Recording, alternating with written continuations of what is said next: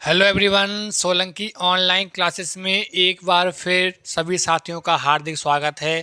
तो प्यारे साथियों, आज हम चर्चा करने वाले हैं सीडीपी की महत्वपूर्ण प्रश्नोत्तरी की, जिसमें कि गत वर्ष में आए हुए प्रश्नों को व उनके आधार पर कितने नवीन प्रश्न बन सकते हैं या किस प्रकार से प्रश्न आ सकते हैं, उन प्रश्नों को शामिल किया गया है।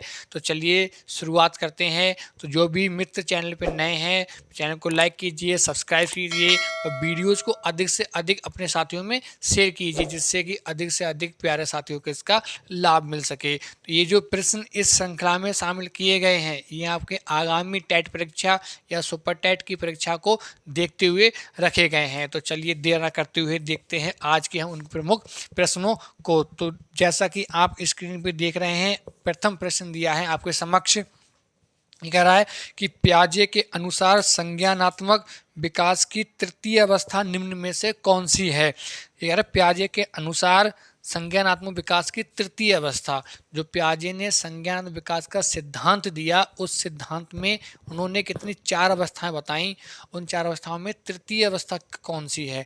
ए ऑप्शन आपका दिया है औपचारिक संज्ञानात्मक अवस्था, बी दिया है पूर्व संक्रियावस्था, सी दिया है मूर्त संक्रियावस्था, डी दिया है हमारा संवेदनात्मक गामक अवस्था या संवेदी गामक अवस्था भी कहते हैं इसके लिए। ये आपके दिए क्या दिए हैं, विकल्प दिए हैं। तो जैसा कि मैं आपके लिए संक्षेप में बता दूं कि इन्होंने जो संज्ञानात्मक विकास का सिद्धांत दिया था, प्याजे महोदय जी ने संज्ञानात्मक जो विकास का सिद्धांत दिया, इस सिद्धांत में इन्होंने चार चरण या चार अवस्थाएं बताई, जिसमें कि पहली अवस्था थी हमारी कौन सी, संवेदी पेशी अवस्था। दूसरी हमारी कौन सी थी, संवेदी के बाद आती है हमारी दूसरी हमारी आती है पूर्व संक्रियात्मक, या ये आती है पूर्व संक्रियात्मक अवस्था। इसके बाद आती है हमारी मूर्त संक्रियात्मक अवस्था, और इसके बाद जो चौथे स्थान पे आती है वो आती है हमारी अमूर्त संक्रियात्मक अवस्था। इसको ठोस भी बोलते हैं मूर्त के लिए, अमूर्त संक्रियात्मक अवस्था। ये कुछ इनका क्रम था हमारा। इस क्रम में इन्होंने जो सिद्धांत दिया, उस सिद्धांत में ये उसके चरण रहे। समय की बात करें तो 0 से 2 वर्ष, इसका 2 से 7 वर्ष, और इसका हमारा 7 से 11 वर्ष, और इसका 11 से 15 वर्ष। ये कोई इनका समय रहा। तो इनका समय भी पूछ लिया जाता है, समय के साथ साथ इनका क्रम भी पूछ लिया जाता है कि कौन सी अवस्था किस स्थान पर है। तो इसके अनुसार देखिए तृतीय स्थान में कौन सी आती है हमारी, मूर्त संक्रियात्मक अवस्था आती है। तो ऑप्शन में कहाँ दिया है, ऑप्शन हमारा सी ऑप्शन दिया है। तो सी ऑप्शन क्या हो जाएगा, बिल्कुल राइट हो जाएगा। चलिए अगला प्रश्न देखें। समय ना व्यर्थ करते हुए हम फटाफट अगला प्रश्न देखते हैं। द्वितीय प्रश्न दिया है, एक बालक, ध्यान से समझना प्रश्न के लिए, कह रहा है एक बालक काली गाय, काला कुत्ता और काली वस्तुओं को देखकर डरने लगता है, इस प्रकार के अनुबंधन में निहित है। अनुबंधन का मतलब ये जो संबंध, ये जो बॉन्ड बना है, इसमें ऐसा क्या है कि बच्चा काला कुत्ता, काली गाय और काली वस्तुओं को देखकर क्या होता है, डरने लगता है। ये ऑप्शन दिया है आपके समक्ष। अनुक्रिया सामान्यीकरण, क्या सभी के लिए एक ही जैसी अनुक्रिया है, इसलिए भी कह रहा है अनुक्रिया अनुबंधन की सभी के लिए एक ही अनुक्रिया का प्रयोग करता है, एक अनुबंधन बंधन हो गया है, बंध बन गया है, उस वजह से। सी दिया है आपके समक्ष उद्दीपक सामान्यीकरण, और डी दिया है उपरोक्त में से कोई नहीं। अब देखिए सभी में कॉमन क्या है कि बच्चा किससे डरता है, काली। अब काली का अर्थ ये है जो काला रंग है, इस काले रंग के वजह से बच्चा डरता है। अब चाहे वो वस्तु हुई, गाय हुई या कुत्ता हुआ, तो ये क्या है, ये काला रंग ही उसके लिए किसका काम कर रहा है, ये काम कर रहा है उसके लिए उद्दीपक का। तो क्या हो जाएगा हमारा, ये हो जाएगा उद्दीपक सामान्यीकरण अवस्था। किसके, उद्दीपक सामान्यीकरण के, अर्थात ऑप्शन हमारा कौन सा हो जाएगा, सी ऑप्शन बिल्कुल सही हो जाएगा। चलिए अगला प्रश्न देखें। अगला प्रश्न दिया है आपके समक्ष। ये कह रहा है पियाजे के अनुसार विशिष्ट मनोवैज्ञानिक, चलिए अगला प्रश्न देखिए। अगला प्रश्न क्या दिया है, जीन पियाजे के द्वारा परिभाषित वह अवस्था जहां संज्ञानात्मक विकास बालक के अपनी इंद्रियों के प्रयोग तथा जो बाहरी दुनिया का पता लगाने के प्रयासों से होता है। सिंपल लैंग्वेज समझिए प्रश्न के लिए। कह रहा है ऐसी कौन सी अवस्था है कि जिसमें अपनी इंद्रियों के द्वारा व बाहरी वातावरण के द्वारा बच्चा क्या होता है, अधिगम करता है या सीखता है। तो इन इंद्रियों के द्वारा होने वाला अधिगम जो है कौन सी सबसे पहली अवस्था में ही आता है। विकल्प देखते हैं। विकल्प पहला दिया है ज्ञानेंद्रिय अवस्था, बी पूर्व परिचालन अवस्था, सी ठोस अवस्था, डी इनमें से कोई नहीं। तो जैसा कि मैंने बताया कि इंद्रिय जनित अधिगम या इंद्रिय आधारित अधिगम जो होता है वो पहली अवस्था में ही होता है। तो यहाँ पहली अवस्था क्या, पहली अवस्था का मतलब संवेदी पेशीय या संवेदी गामक या इंद्रिय गामक अवस्था। तो ऑप्शन हमारा कौन सा हो जाएगा, ए ऑप्शन बिल्कुल सही हो जाएगा। चलिए भाई अगला प्रश्न देखें इसी क्रम में।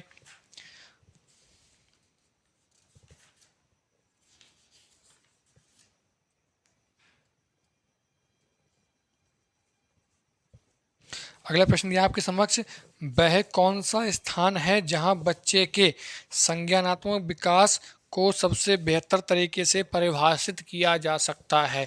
ऐसा स्थान बताओ जिस स्थान पे बच्चे के संज्ञानात्मक विकास को बहुत अच्छे से क्या कर सकें, हम परिभाषित कर सकें।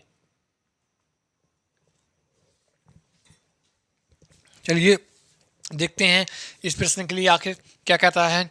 वह स्थान अब कौन सा, ए ऑप्शन दिया करा खेल का मैदान, विद्यालय एवं कक्षा का वातावरण या पर्यावरण, सी सभागार एवं डी घर। अब कह रहा है खेल का मैदान, कि खेल के मैदान में, बी कह रहा है कक्षा या विद्यालय, सी सभागार। अब देखिए विद्यालय में कक्षा भी आ जाएगी, विद्यालय में खेल का मैदान भी आ जाएगा, विद्यालय में सभागार भी आ जाएगा, समूह भी आ जाएगा, अर्थात हमारा विकल्प कौन सा होगा, बी विकल्प बिल्कुल सही होगा।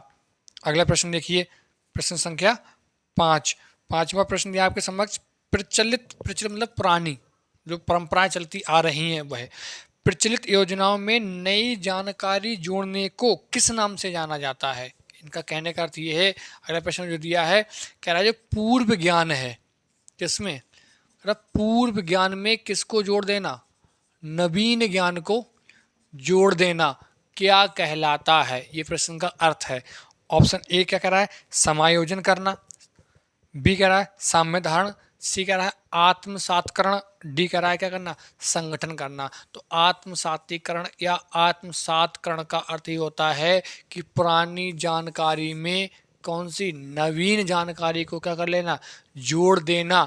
यही क्या कहलाता है हमारा, यही कहलाता है आत्मसातकरण या आत्मसातीकरण कहलाता है ये। तो विकल्प हमारा कौन सा हो जाएगा, विकल्प हमारा बिल्कुल सही हो जाएगा सी। चलिए अगला प्रश्न देखें भाई। अगला दिया है प्याजे मुख्य रूप से किसके अध्ययन के लिए जाने जाते हैं। बहुत ही महत्वपूर्ण और बहुत ही आसान प्रश्न दिया है आपके समक्ष कि भाई प्याजे किस सिद्धांत के लिए जाने जाते हैं। देखिए डाउट इसलिए नहीं रहना चाहिए आपके लिए, या जिनके अंदर डाउट होता है उसका भी एक कारण बता रहा हूँ मैं आपके लिए कि प्याजे महोदय ने सिर्फ एक ही सिद्धांत नहीं दिया संज्ञानात्मक, लेकिन सबसे ज़्यादा जो प्रचलित है वह हमारा कौन सा है, वह संज्ञानात्मक वाला ही है कि संज्ञानात्मक विकास का सिद्धांत है, इसके लिए वह क्या होते हैं, जाने जाते हैं। तो इनके अनुसार जो विकल्प होगा हमारा कौन सा हो जाएगा, सी विकल्प हमारा बिल्कुल सही हो जाएगा। लेकिन इन्होंने एक तो सिद्धांत दिया संज्ञानात्मक विकास का सिद्धांत, दूसरा इन्होंने चर्चा की थी किसके बारे में, विचार और भाषा के बारे में।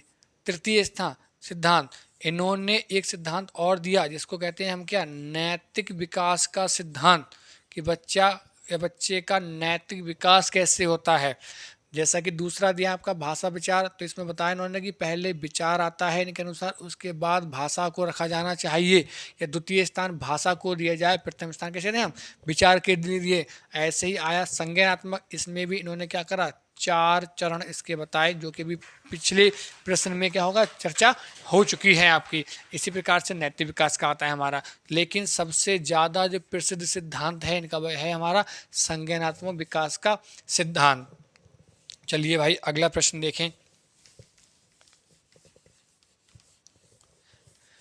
नेक्स्ट क्वेश्चन ये आपके लिए, प्याजे के अनुसार संज्ञानात्मक विकास की तृतीय अवस्था है। तृतीय अवस्था कौन सी, कह रहा है ज्ञानेंद्रिय अवस्था, सॉरी द्वितीय अवस्था पूछा है। प्याजे के अनुसार कौन सी, सेकंड स्टेज कौन सी है, सेकंड स्टेज कह रहा है ज्ञानेंद्रिय अवस्था, बी दिया है औपचारिक, सी दिया है पूर्व संक्रिया अवस्था, डी दिया है हमारा कौन सा मूर्त संक्रिया अवस्था।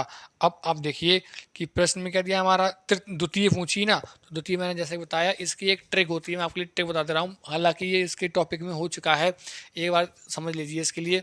जैसा कि आप ये देखिए ट्रिक, ट्रिक है हमारी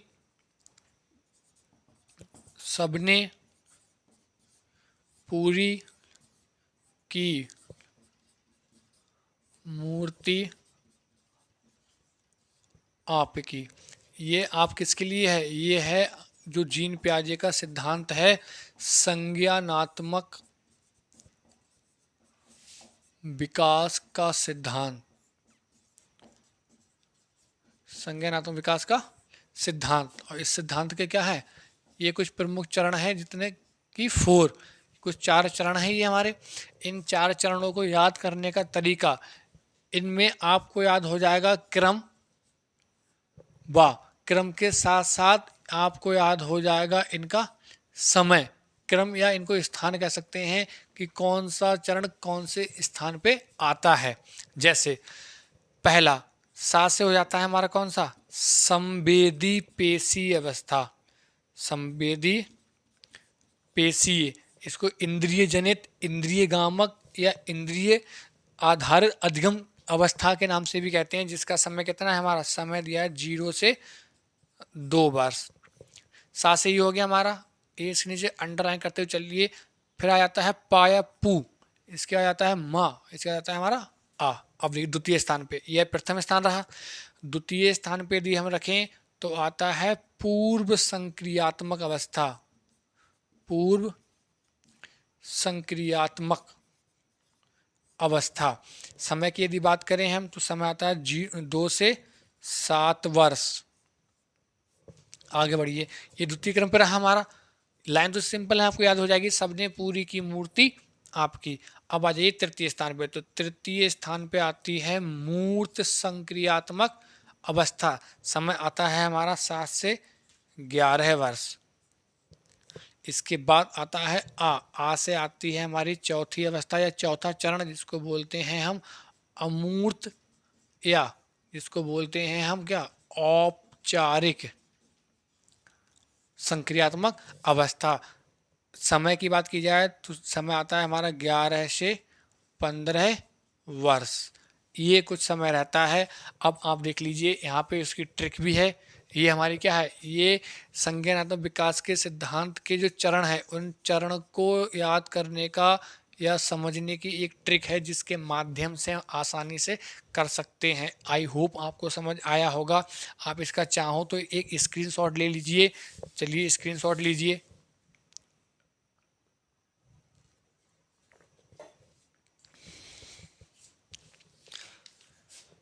आई होप आपने स्क्रीनशॉट ले लिया होगा। चलिए अब बढ़ते हैं अगले प्रश्न की ओर। अगला प्रश्न आपके समक्ष क्या दिया है, इनको स्क्रीनशॉट लेके आप नोट कर लीजिए, क्योंकि यहाँ से बहुत अधिक प्रश्न पूछे जाते हैं। चलिए अगला प्रश्न देखते हैं आपके समक्ष क्या दिया है हमारा।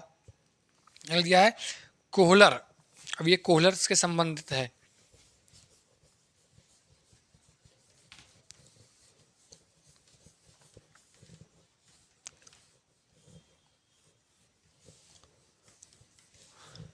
अगला प्रश्न ये आपके लिए, कोहलर का विकास सिद्धांत निम्न में से किससे संबंधित है।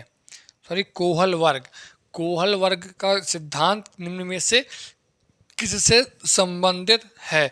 भाषा विकास से संबंधित है, दूसरा संज्ञानात्मक विकास से संबंधित है, सी नैतिक विकास से संबंधित है, डी सामाजिक विकास से संबंधित है। तो अब एक एक कर सभी के लिए समझ लेते हैं। पहला दिया आपके समक्ष भाषा विकास। देखिए भाषा के विकास संबंधित चारों ऑप्शन के लिए यहाँ पे एक्सप्लेन कर दे रहा हूँ आपके लिए। पहला क्या दिया, भाषा विकास। तो भाई भाषा विकास संबंधी सिद्धांत जितने भी दिए कि भाषा का विकास कैसे होता है, तो यदि मैं बात करूँ कि ये भाषा विकास का जो गुण है वो बच्चे में होता है कैसा, जन्मजात। तो ये बताने वाले महोदय जो थे वो थे कौन, नोम चॉम्स्की, पहली बात। दूसरा, भाषा बच्चा समाज से अर्जित करता है या सामाजिक अंतःक्रिया से होता है, ये बताने वाले कौन थे हमारे, वाइगोत्स्की महोदय। ही। और इन्होंने बताया कि पहले आती है भाषा और उसके बाद आता है कौन, विचार। क्लियर, दो बातें नहीं। और इसी के आधार पर एक सिद्धांत देने वाले आए कौन, प्याजे महोदय। इन्होंने बताया कि पहले आता है विचार, बाद में आती है कौन, भाषा। तो ये तो हमारा है नहीं। अब आ जाइए विकल्प दूसरे पे। सेकंड विकल्प आपका दिया है क्या, संज्ञानात्मक। अभी चर्चा हुई है कि संज्ञानात्मक देने वाले कौन, तो संज्ञानात्मक विकास का सिद्धांत देने वाले जीन प्याजे महोदय। आ जाइए सी पे। सी विकल्प आपका दिया है नैतिक विकास और डी दिया है सामाजिक विकास। तो जो नैतिक विकास है यही हमारा क्या होगा, बिल्कुल राइट आंसर कि कोहल वर्ग ने नैतिक विकास का सिद्धांत दिया। और अगला क्या दिया है, सामाजिक विकास। तो देखिए जो विकल्प डी दिया है, तो जो सामाजिक विकास की यदि मैं बात करूं तो इसमें भी दो व्यक्ति हैं। एक तो है वाइगोस्टकी महोदय, ठीक, इन्होंने बताया कि बच्चे का सामाजिक विकास कैसे होता है। और दूसरे स्थान पे हैं हमारे अल्बर्ट बंडूरा महोदय, ठीक, इन्होंने भी क्या है, दो बताया कि बच्चे का सामाजिक विकास कैसे होता है या सामाजिक अधिगम कैसे होता है उसका। दोनों में फर्क सिर्फ इतना है कि वाइगोस्टकी महोदय बताते हैं कि बच्चा अपने समवयस्कों के साथ अंतः क्रिया करके सीखता है, मतलब कम्युनिकेट करता है, इंटरेक्शन करता है, तब सीखता है। जबकि बंडूरा कहते हैं कि बच्चा जरूरी नहीं अनुक्रिया करे, वह अनुकरण या किसके द्वारा, वह सीख सकता है अवलोकन के द्वारा। किसके द्वारा, अवलोकन के द्वारा सीख सकता है। तो ये चार विकल्प हैं, ये चारों विकल्पों की व्याख्या रही। तो प्रश्न निम्न में से किसी प्रकार से पूछा जा सकता है। आई होप आपको समझ आया होगा। चलिए इसमें चाहो तो आप नोट कर सकते हो या इसका स्क्रीनशॉट ले सकते हैं आप। अगला प्रश्न देखते हैं, बढ़ते हैं अगले प्रश्न की ओर।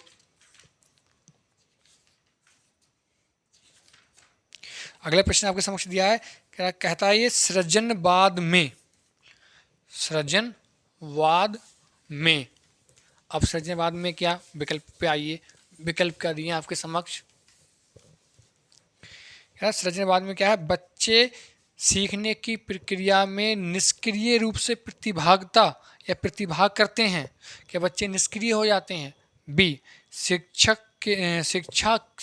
केंद्रित होनी चाहिए या होती है। सी, शिक्षा बाल केंद्रित होती है। डी, शिक्षा व्यवहारवादी होती है। तो जो पूरी शिक्षा है, शिक्षण प्रणाली है, भाई प्रणाली आपकी कैसी है, वह है भाई आपकी बाल केंद्रित, अर्थात विकल्प हमारा कौन सा हो जाएगा, सी विकल्प बिल्कुल सही हो जाएगा। अगला प्रश्न देखिए, अगला प्रश्न आपके समक्ष क्या दिया है, अगला दिया है प्राथमिक विद्यालय के कक्षा कक्ष के संदर्भ में सक्रियबद्धता का क्या अर्थ है। ए, क्या याद करना, प्रत्यास्मरण और सुनाना। बी, शिक्षक का अनुकरण और नकल करना। सी, जांच पड़ताल करना, प्रश्न पूछना और वाद विवाद। डी, शिक्षक द्वारा किए गए उत्तरों को नकल करना। तो देखिए जहाँ भी शब्द आ जाए आपका याद करना, वह सब क्या होते हैं, नकारात्मक। जहाँ भी आ जाए क्या, नकल करना, ये सब कैसे होते हैं, नकारात्मक।